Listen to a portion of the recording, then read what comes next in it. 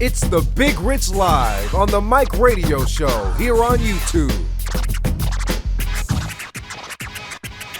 The real news and strong opinions given here. A platform to chop up game with the family, you dig?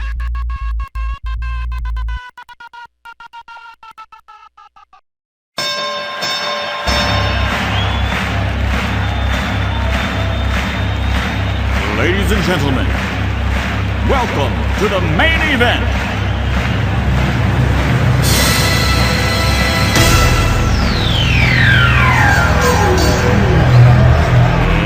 Let's get ready to rumble!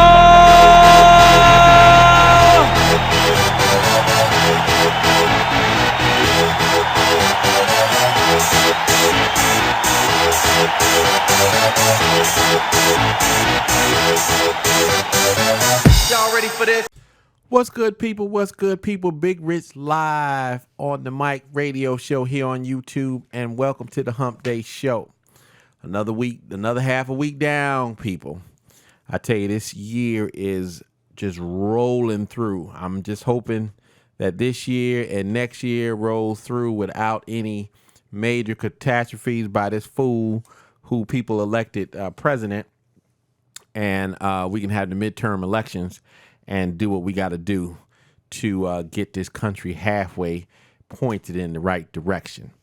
So, again, like I said, welcome. Thank you for all the people who have supported the program and supported the channel over the almost year that we've been around here. This is 62, y'all. This is episode 62 of the Big Rich Live on the Mike Radio Show.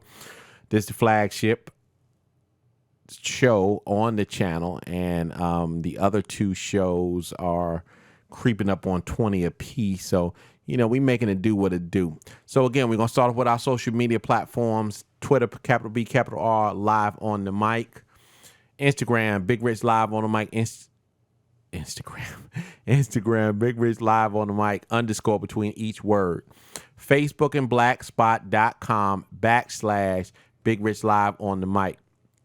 Our email address is bigrichlivehonthemic@gmail.com. That's for this particular show. And the website is www.bigrichlivehonthemic.com. So check it out, like and subscribe this video, subscribe to this channel, connect with us on across our multiple media platforms, and chop it up. You know, you can either agree or disagree, you know, as long as we're having dialogue before and it's not getting ugly or nasty. You know, you could disagree without being disagreeable, for real. But again, like, subscribe, and share this to your media platforms if you can. Each one teach one. Now we're going to jump right into it. This is a lot of stuff that's happened, and I picked out 4 stories based on my own personal, you know, I wanted to do this and I wanted to do that and speak this, and a lot of your questions that came across either in DMs or emails or even Twitter, especially Twitter the last couple of days. Well, late last night, President Tangerine 45, whatever you want to call his fool ass, he decided to fire the FBI head, James Comey, right? It's amazing. It is amazing to me that the 3 people who either said no to him or was investigating him or something that was around him have been fired by him.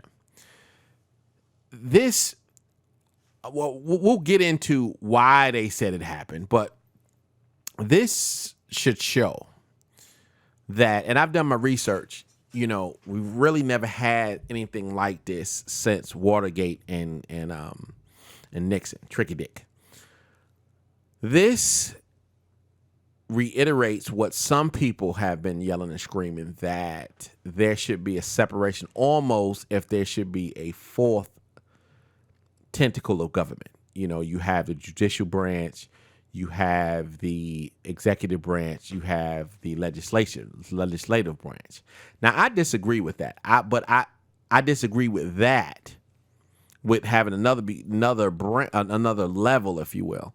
But I think that the CIA, the FBI, the NSA, those groups, Homeland Security, should not be under the executive branch. They should be under the judicial branch. I'm not saying that the Supreme Court should be the rulers and all that type of stuff. They can work that out. But I say this. How can you sit up there and say nobody's above the law when the same people who are in charge of making sure that either Congress, either the Supreme Court, or the executive branch, whoever is in there, if they serve at the whim at one of the branch heads? You follow what I'm saying? So the fact that Comey has been there and he's investigating this Russia probe, and he investigated the Clinton probe, the Clinton email leaks and all that, and not leaks, the server and all that, to is exhausted Aaron and didn't come up with anything. He ruffled a lot of feathers. Now, see, that is what people are trying to hide behind. Oh, well, we didn't like the way he handled the Hillary Clinton server thing. No, that's bullshit, because if that was the case, then you would have fired him in January when you took over. But no, you kept him. We now in May, and now he getting close to your behind and people in your circle. Now you want to get rid of him. How do we have a proper government? How do we have checks and balances if the people who are in charge of the checks and balances serve at the behest of one of the entities that they could, in certain instances, be investigating? You follow what I'm saying? So, you have a situation where, and I know that some people are call foul and call a hypocrite, but I've never really had this assumption. And maybe it's like that because the GOP and the Republicans is just slapdog cat shit crazy in what they're trying to do. I don't know if a government should lean all one way or all another way. I think it should be damn near in the middle, unless this country is leaning towards one or the other. A lot of people don't say this, but Donald Trump did not win the popular vote.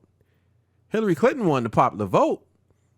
It was just at the Electoral College, and we'll get into that later on. That's a totally different subject. The Electoral College was made so that the status quo, the 1%, the powers that be, can maintain their supremacy over government. That's what that was. It has nothing to do with the vote or anything like that. Popular vote is just that, popular vote. Where else do you show me, other than a dictator or a communist country, where else do you have the popular vote means nothing? You have another vote. You know what I'm saying? But we sit around and we allow that because why? Because we have blinders on and we are being bamboozled. And no. Don't look over there. Don't look over there. Look over here. Look at this. This is what you need. Don't worry about what's going on over there. We're not, we don't have, I'm talking about as a collective. We do not have our collective eyes on the ball. And that's how things have been happening since the beginning of the time, when you had people that were stronger, people filled with hatred, mistrust, jealousy, greed, racism. Since all of those factions came into existence, you've had this type of thing where the situation where the majority means nothing unless it's the majority that's voting to destroy somebody else. So I'd throw the bullshit flag on that. There's nothing really you can do about it. I mean, Comey, again, the way it's set up is that the CIA director, the FBI director, the NSA director, all of them serve at the behest of the president of the United States, whoever that might be, and they can hire and fire. Same thing with the attorney general, that type of stuff right there. Surgeon general, all of that. Even though they have to be confirmed by Congress, they still can be hired and fired by the president of the United States, which is bullshit.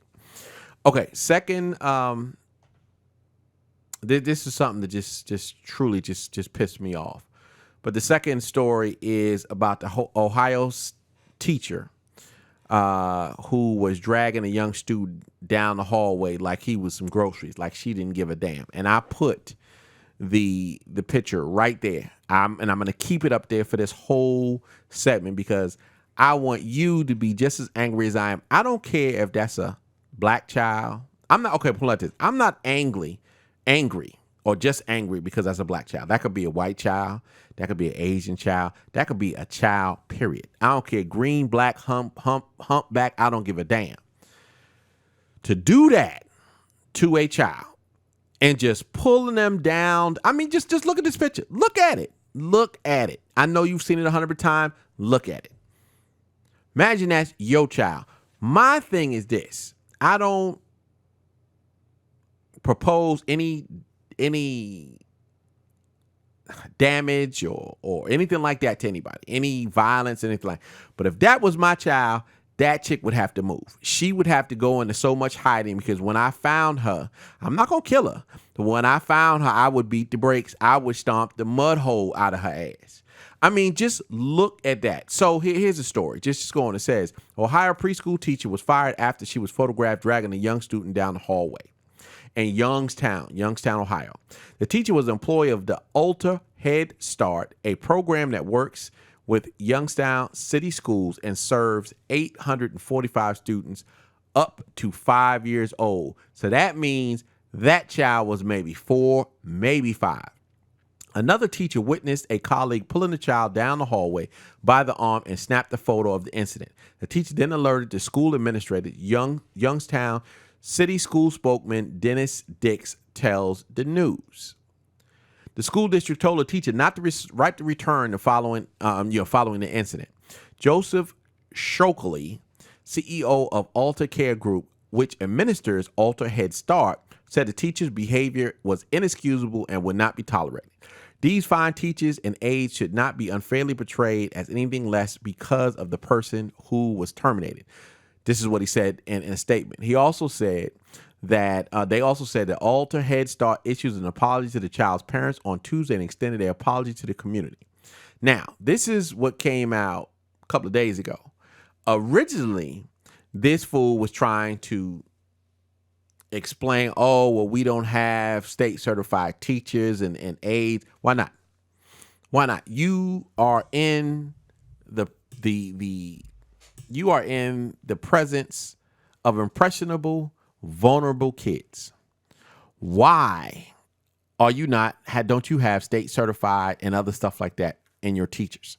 That's first and foremost. That's phenomenal. But how can the Youngstown, Ohio city school district allow these type of people to be around your kids? How is that these people are allowed to be around your kids? Do you understand how traumatized this kid is? They already got a lawyer. The lawyer already said the child don't want to go back to school. The child is shell shocked and stuff like that. Child don't know what the hell going on.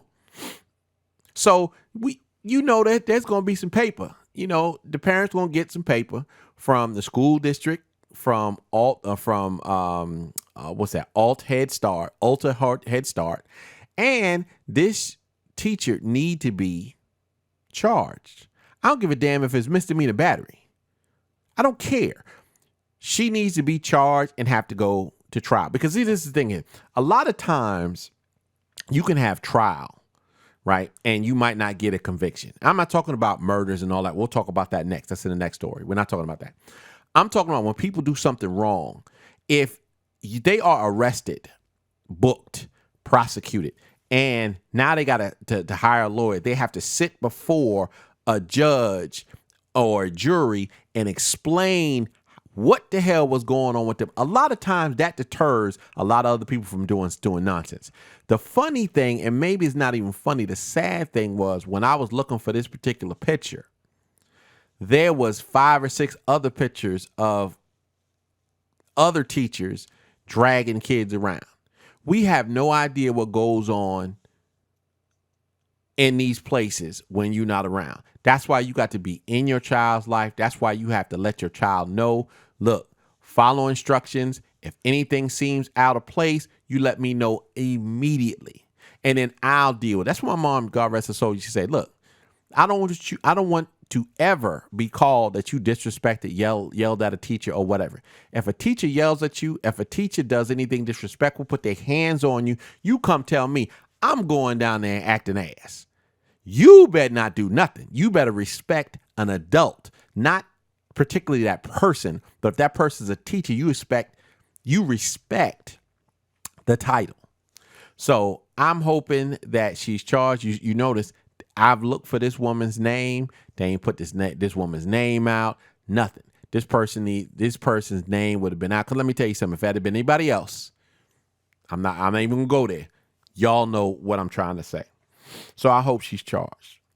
Third thing there, today, and I didn't even notice about it. Today, the trial of the Tulsa, Oklahoma deputy sheriff, whatever her name is, Officer Betty Shelby, started. Prosecutors said that there was no reason for Shelby to fire on a man who was walking away from her with his hands in the air. They blamed her for turning a routine traffic matter into a deadly confrontation by acting unreasonably and escalating the situation. In the videos, Crutcher, who is the man that was killed, can be seen with his hands up in the air shortly before he was shot. Tulsa police had said Crutcher was unarmed and there was no weapon in his vehicle, which was blocking the road.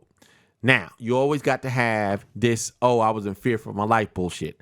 A lawyer for Shelby had previously said that she acted because she was in fear of her life, believing Crutcher was reaching into the vehicle for a weapon. When you refuse to cooperate and obey commands and go back to your vehicle, this is the chance you take, defense lawyer Shannon McCrory said in an opening statement on Wednesday. That's bullshit. I really hope that the jury sunk that in. And I don't even know what the jury makeup is. I'm really hoping that it's a diverse jury. But the chance you take my ass, I am the police officer. I have rules of engagement. You don't. The public does not have rules of engagement. The public does not have a policy and procedure. Then it's always like on 60 Minutes last month. She was on 60 Minutes last month. Race was not a factor for her actions, was entirely driven by the behavior of a man she shot. Okay, so why you shot and everybody else that was there didn't? Everybody else had their guns pulled. Nobody pulled the trigger. That tells you something. Now, see, so if I'm a juror, that's my question. You got to answer. You got to answer to me. Why you were the only one who shot when you had at least 2 or 3 other officers who had their guns drawn behind. Not even they weren't even behind cover, but they was in a tactical position that if he had pulled out something and turned around, they would have gunned him down. And you also got to think about it. This man was shot in the back. It wasn't like so how are you in fear for your life? How the hell is that? This is what I want to know. How are you in fear for your life when somebody has their hands up, they turn around and walk away from you like they walking towards their car, and now you in fear for your life to shoot them? No, that's bullshit, lady. You need to be convicted of this manslaughter and spend time in jail. That's exactly what you need to do. Period. Never be a police officer again. I'm really hoping. I don't know if Tulsa fired her already. They should have. I have no idea if they did or not. That's something that we might need to check. Put it in the comments or DM me or Twitter me, something like that, and let me know if you know anything about that, right? So the whole thing shouldn't have been like this. This is probably something that we'll talk about now that the trial has started. I'll probably do a show, maybe Friday at What's the Real Deal show episode. I'll discuss and go through the whole traffic stop and how it should have been handled by somebody who has tactics, has balls, has a heart, compassion, and thinks, okay, this person is not following my commands. There might be problems with this person. The person might be illiterate, might be on drugs, might be something. So let me step back, stand behind cover, make sure me and my people are straight. Let's get less lethal. Less lethal is tasers, bean bags that you can shoot from a distance, pepper spray, aspartame if you have to go in there, but that's like the last thing you want to do because he was 2 or 3 sizes bigger than her. There was no reason for her to shoot him. None. I don't give a damn what she say. Like I said, when on this channel, I tell you what I know. I don't tell you what I saw or what I think. I've been there. I've been in that situation many a times, and I've never had to kill somebody. So we'll see how that go. We'll keep you posted on there. Like I said, I think that's what I'm gonna do Friday. So that's what I'm gonna do. So Fridays, what's the real deal? We will talk about this particular encounter, and we will go and we will break it down, and I'll let you know why this shouldn't have ended at that at all. And the last story, we're going to actually end this story on a high note. We're going to end on a good note to let people know that all cops ain't bad. I'm one, or used to be one of them, and never got a complaint. We're going to end on this note with a Officer Milton. We'll put his picture up right here. This is a good cop story. Officer Milton of Atlanta PD was on routine patrol. He got a call of what we call petty theft or retail theft, right, at the Family Dollar. So he rolls up to the Family Dollar and he walks in. The staff, right? The staff had a 12-year-old. I'll read the story. It says, when police officer responded to a heartbreaking call, he chose sympathy over punishment. That's the headlines. And this is on USA Today. Officer Milton responded to an incident about a shoplifter at a Family Dollar store. According to Atlanta Police Department, Atlanta. How I'm so used to saying Orlando. According to Atlanta Police Department, store employees were holding a 12-year-old girl they had caught stealing. The girl told Officer Milton she tried to take a pair of $2 shoes for her 5-year-old sister. Her sister needed new shoes, but her family couldn't afford them. Let's stop there. I remember when I used to respond to certain calls, right? Especially to high-end stores or anything like that. Just stores in general, right? And you have somebody who's shoplifting, okay? You get there and it's like in the state of Florida, anything, and see, I got to remember it, it's been so long, right? Anything over $200 is a felony. So that means $199 down is a misdemeanor, right? So I would get to a store, and the store will remain nameless because I don't want to get sued. But they had a lot of high-end stuff, right? So majority of the time, their stuff was over. So like in the state of Florida, if it's a felony, right, we as law enforcement don't have a choice. We have to arrest you if the victim wants to press charges, right? Now, juveniles is a little bit different, but I'm not trying to confuse you. So I would go into this particular store and, I would look at the thing and I'd be like, okay, well, how much is it? They would, it's not felony. It's about $80. Okay. Did the person cooperate? Yeah. Where's the stuff? Oh, we put it back out. We put it back out already. So basically what you're telling me is you want this person to go to jail. You not out anything. They were cooperative and they don't have a record or anything like that, but you still want them to go to jail. Where's the compassion? My thing is this, and I say that because, remember, let me read it to you again. It says, according to Atlanta Police Department, store employees were holding a 12-year-old girl that they had caught stealing. A $2 pair of shoes for a 5-year-old daughter, for a 5-year-old sister. Now, before I get all that rich, she stole. Correct. She sure did. She surely did. Right?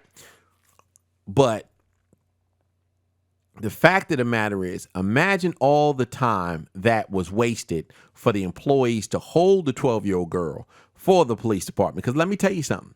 A lot of times, that's what they call a code 3 call, especially if the person is a juvenile, is a misdemeanor call, and it is non-life threatening, non-violent. You follow what I'm saying? So that means a lot of all code 1s, and most of the code 2 calls are going to be given out before that. So let's just say it took a half hour, 45 minutes for them to get there. Let's just say it took 15, 20 minutes for them to get there. That time, the store is losing money because now that particular employee is stuck with the 12-year-old girl. And if it's like most companies, if it's a girl, and let's just say the person who found them was a male, they're going to have that person and a female employee to stand there so it ain't no bull crap to come up at the end. So that's 2 employees that you got. You're not gaining anything, and the person is already scared, and they've learned their lesson for the most part. So what I'm saying is, if you have a 12-year-old girl who stole $2, a $2 pair of shoes, take the shoes back, kick her out the store, tell her don't come back, period. That's where the compassion comes in. But I digress. Okay.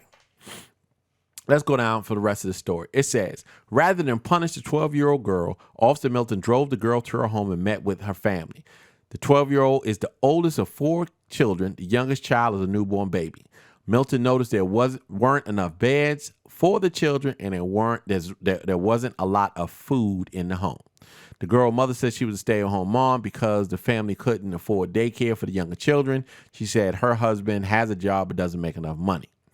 When Milton realized what a tough situation the family is in, he was compelled to do something kind for them. He bought 4 pizzas and some drinks for the family and delivered them to their home. Officer Milton didn't want any recognition for what he did, but the kindness of Atlanta police officer showed once family is now getting praise from his fellow officers. Now,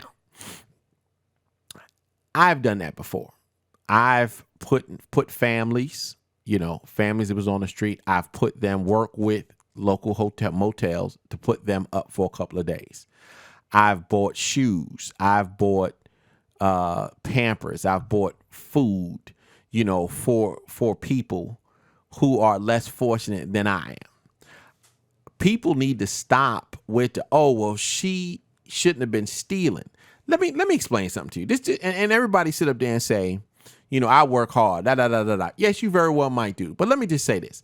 Let's just say for some reason, other than your own, you can't get a job.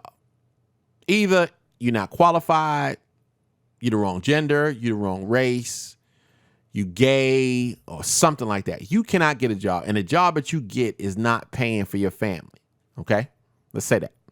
And before people sit up there and say, you shouldn't be having all these damn kids, that's true. But if you go to the rural and the Rust Belt and the farmland, there's Caucasian families that got 8, 9 of them, and they barely making ends meet, if at all. They on social services also. So don't give me that crap.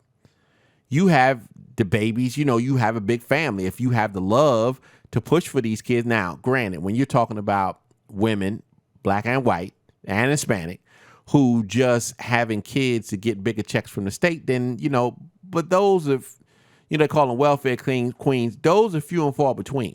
Those is like every 10 or 20 people that you might see somebody like that. But what I'm saying is, you're in a situation where I'm working, right? I'm working. My wife can't work because we can't afford daycare. Well, where is the father working? If people was forced to pay a living wage, they might not could do that. But anybody digress. We're not even going that. What I'm asking is, let's just say you can't get a job. You can't get a job for some reason that is something different than your own. You can't feed your family correctly. You can't even feed your damn self. What do you think you're going to do? What are you going to think you do? I've stolen one thing in my entire life. That was when I was 15. I was in love with this chick named Denise. Yes, baby girl, I'm putting you out there. And I was with my mom. I was in the Paramus Mall in Paramus, New Jersey. And I stole this little cheap ass chain and got caught and got the brakes beat off me by my mama and stuff. Never did it again. But what I'm saying is, other than that, I've never stolen anything in my life. But I do know that I'll steal anything I can to make sure that my family eats. You know what I'm saying? This 5-year-old girl in there, this 13-year-old girl's in there trying to steal something for her 5-year-old sister. Again, I am not praising this child. I'm not trying to give this child a pass or anything like that. I probably did the same thing. The same exact thing. Make sure that she wasn't lying, so I'm taking her to the house. And if I see some skullduggery and stuff going on in the house, I mean, there's been times when I brought kids home and I've had a mother look at me and was like, "Ann?" You know what I'm saying? So you're going to run into that every now and again, but that didn't stop me from doing it for the next child. And even if the mom was like, "Ann," as long as the child was respectful, okay, I could help the child. To hell with the mom. So I commend this brother, officer. I know there's thousands upon thousands of deeds like this, white and black. This is, just happened to be one that came across my desk. So I'm not trying to insinuate anything that black officers are better than white officers, because, you got some trolls out there that just say or think some stupid shit like that. It just happened to come over my desk and I saw it and I was like, you know what? I have this here with this trial. Hope she get convicted, and it's foolishness that Trump is pulling and this teacher just dragging a young baby down the hallway. I was like, this is something I can throw in at the end of my show and let people know that, there is still some slithers of compassion, and you just need to find your compassion. That's what it is. You need to treat all people the same way until they deem otherwise. And just because you have a bad encounter with somebody, either a different race, a different gender, a different religion, a different sexual orientation, don't mean that everybody's like that. But that goes the same on the other side. If you have a positive encounter, doesn't mean that everybody who looks at that person is going to give you the same thing. We got a long way to go. I put out a Twitter. I put out a tweet yesterday. And, actually I put out two. The first one was in response to a story that was in, I want to say airmail.com. It was from South Africa. 4 white Afrikaans were arrested for the murder of a black South African. And their bail was like $320. Now allegedly they caught the black guy on their property trying to steal cows or something like that. And instead of calling the police or whatever, they put him in the van. He was allegedly, they said he jumped out the van and died. The prosecutors are saying they pushed him out. So I'm not even going to get into that. The fact of the matter is $322 for bail, really? For killing somebody? My first tweet was, how in the hell can a majority of people supposedly ruling for everybody still be under the spell of the minority? Still, it was just outrageous. Just outrageous.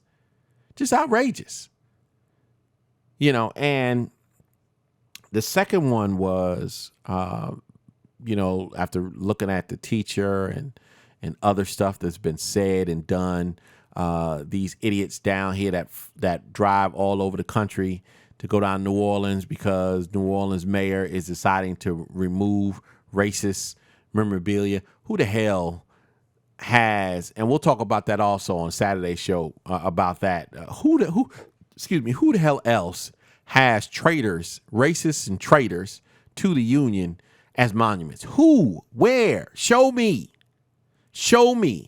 There's there's a contingent of people who are Nazis, who love Hitler. Do you see any mementos and statues of Hitler? Really?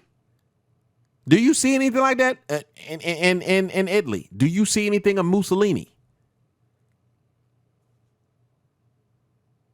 Do you? No. But here in the South, you got Robert E. Lee, Jefferson Davis, racist, slave owners, bigots, and traitors. But my tweet to that was, everybody want to sit up here and say how far we've come. And I ask, show me where. You say, oh, we've together elected an African-American president. But what has that done for equality in America?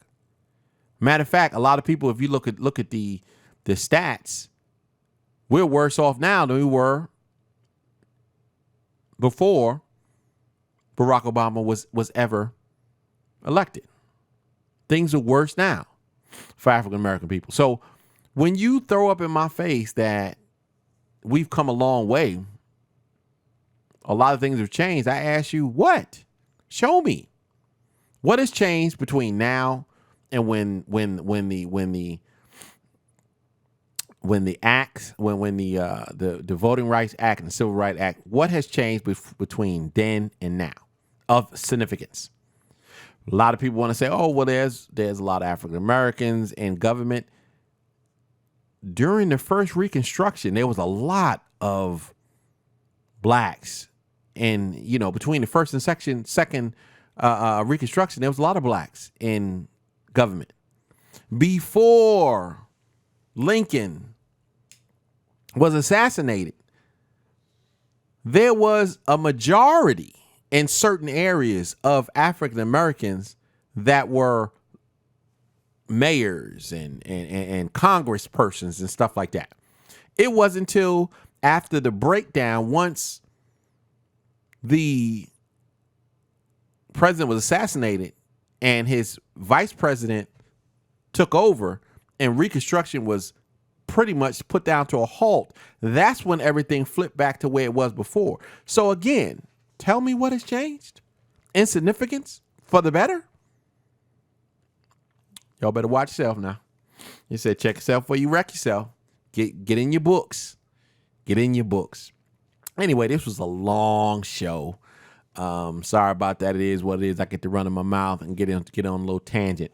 So we're going to wrap it up right here. I appreciate you giving me the time to listen to my banter. Like it if you like. Dislike it if you dislike it. Share, subscribe to the channel. Share this to your social media platform. I'd appreciate it. We out till Friday. And I already told you what the subject's going to be for Friday. What's the real deal? And then we'll talk about some other stuff. We'll talk about the monuments and all that type of stuff for the Saturday show of Big Rich Live. So in the meantime, in between time, stay blessed, stay safe, stay woke. Peace. Your boy out of here.